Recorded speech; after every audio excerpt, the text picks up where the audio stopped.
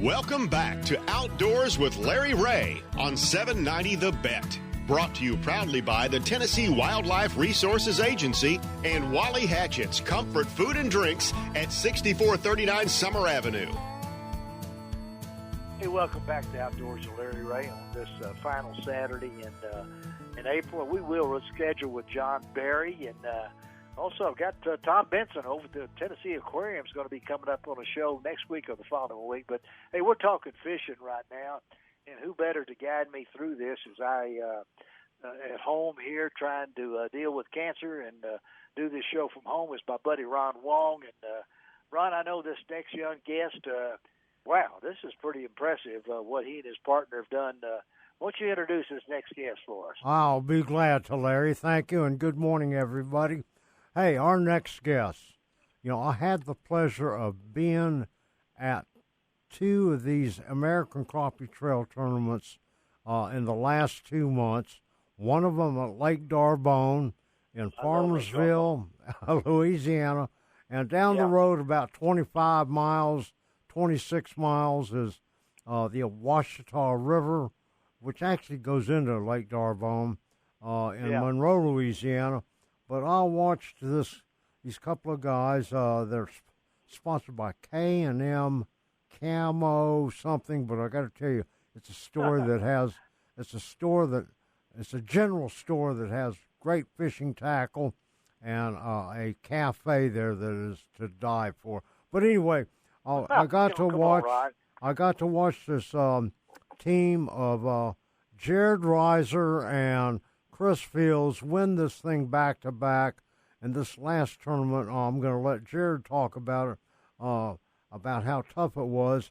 But this morning we've got Jared Reiser, champion of the American Crappie Trail Tournament on Ouachita Lake. Good morning, Jared. How are you? I'm good. How are you, Mr. Ron? I'm doing very well, and again, congratulations on your win.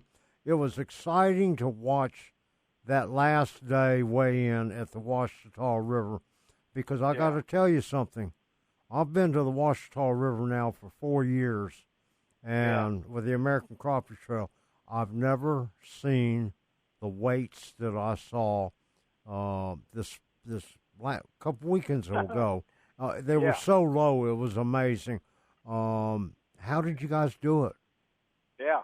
Well, it was a tough week with the river. The river's just starting to rise pretty good, and I think it timed up, just right with the fish spawning. So with the river rising, it had a lot of the fish just pushed up into the woods, and they were just tough to get to. And out of all the tournaments that we fished on the river, it's definitely the toughest we fished on it.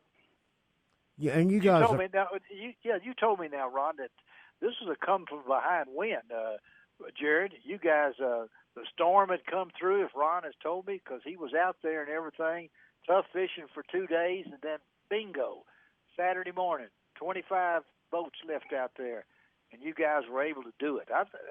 Ron, that was pretty impressive, the way they ended up with 40.21 pounds, folks. No, that was in the Lake D'Arbonne tournament. What was the weight in this tournament? Yeah, what was the weight in this? Because I'm looking at it here. Yeah, you're looking at the championship. This last one. On the first day we had around, I think, 10.5 pounds. Right.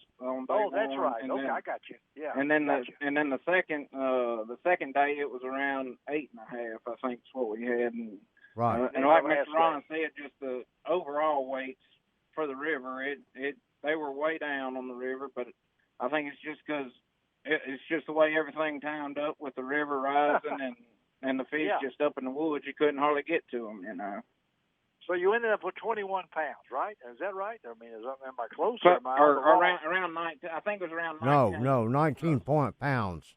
Wow. Yeah, look, less than 20.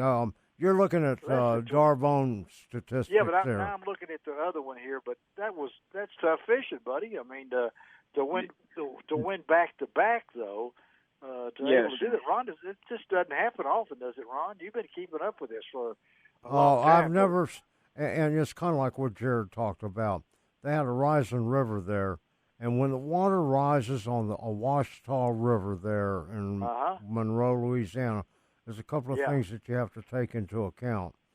Is that although it provides more water to fish, it also provides more unfishable water because it's private property. Gotcha. You're in Louisiana. And so, therefore, when your water's low, typically the fish are much easier to find. Jared, I want you to tell our listeners about the private waters and how all that works, especially on the Ouachita River there, to our listeners. Yes. Well, in Louisiana, the law is that any water at pool stage is fishable, and then once it gets above pool stage, that's still the only fishable waters, even though it's making more access to other lakes and other and woods and everything. It's considered private property, and the ACT, they made it off limits, or they made it to where we couldn't go anywhere on private property. To be legal, where everything, where we didn't get into any trouble, and it just made it tough to get to any of the fish that were up in the woods and everything. Jared, tell our listeners, maybe it'll help them fishing high waters, not only there in Louisiana on the Ouachita River, but anywhere that they go travel. Tell our listeners or give us some tips, or how would you fish rising water and high water? Yeah, it's a good question. Well, we found a spot that was out of the current, and it was some deeper water in it, and we found a lot of shad. And we just found where groups of shad were, and it would have groups of white perch on it that were feeding on the shad. And we had to find stuff that where we could get out of the current is where we found our fish. So you guys actually fished the river itself? No, sir. It was off of it, but it was still off had the river. Current. Still had current. No, sir. It didn't have current. Okay. We were out of the current. Right. Yes. What kind of baits were you using? We were using it's a mud hole crazy crappie jigs, and a guy in Louisiana that makes a hair jig. And we were using his hair jigs that he makes for us. Oh, that's. I gotta ask you here, Ron, because since I got the lakes all mixed up there for a while, then I could blame that on chemo, I guess. But you and Chris are a team. Yes, talk about that, yes, Jared, about how you guys know each other, what you do. My listeners like to know a little bit about the people themselves, and I can tell you guys are a team. But talk about you and Chris. Yes, and we've known each other ever since we were young. We played baseball together, coming up in the Dixie Youth, and we duck hunted together, and I mean we've known each other just about all our lives, and we've just got a good friendship that's lasted, for just about all our lives, and we do all kind of stuff together, and we work pretty good together. Jared, one of the things I'm very impressed with is your families, both yours and Chris. They were there in person to cheer you on at every one of the tournaments. That's important for you guys, isn't it? Yes, sir. And we're lucky that ACT, came pretty close to home here in Louisiana, and we thank them for coming, and it allowed our families to be able to be at the weigh-ins and stuff and watch us weigh in, and lucky enough to watch us win back-to-back. Well, now you guys got to fish one or two more tournaments to get qualified. The championship for 2022 is going to be in October there for the American Crappie Trail in October. You guys going to get qualified for it?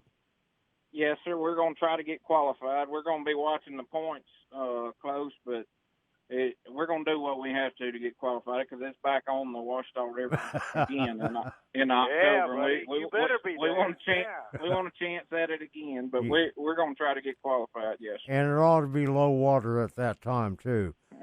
Hopefully, unless a hurricane comes in, it should be. Jared, you know you can't do this with the support of your family, but you also have to have some fine sponsors that help you. Right. Yeah. Who are some of your sponsors?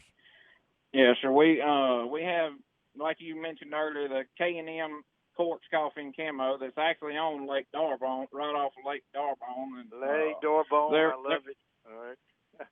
Yeah, they're one of our good sponsors, and then and I mentioned the Mudhole Crazy Crappie jigs that makes the hair jigs for us, and and Ludwig Marine, they've helped. We've had some boat trouble, and they've helped us out with that. And there you go. And Chris, he's sponsored by H&H Rods and Reels. So that's some of our good sponsors. Well, I'll tell you, I was very, very impressed with the way that you guys did it, especially in that high. I mean, you know, at the launch area, I had never seen the river as high as it was and the current that was in there. You guys, you know, so you guys did a great, great job on that. And Jared, I want to again congratulate you and Chris on a great win. We appreciate your time on Outdoors with Larry Ray here to give our listeners how did you do it, and I look forward to seeing you down the road on the American Crappie Trail. And let me say something real quick now, because Ron has taken some great pictures of both of those tournaments. I've looked at them. I really like that one on the stage, holding up all that trophy, buddy, and all that money y'all won. So that's the good part. Thank y'all for doing this, and we'll stay in touch with you, Jared, and keep up the good work, buddy, and don't talk about hurricanes, okay? All right? Yes, I shouldn't have said that, but thank y'all for having us, yes, sir. All right, have a good day. Thank you. All right, get us out. Get us out. All right, get us out, Ron. All right. Hey, great talking to Jared there. And we're going to be right back with Outdoors with Larry Ray.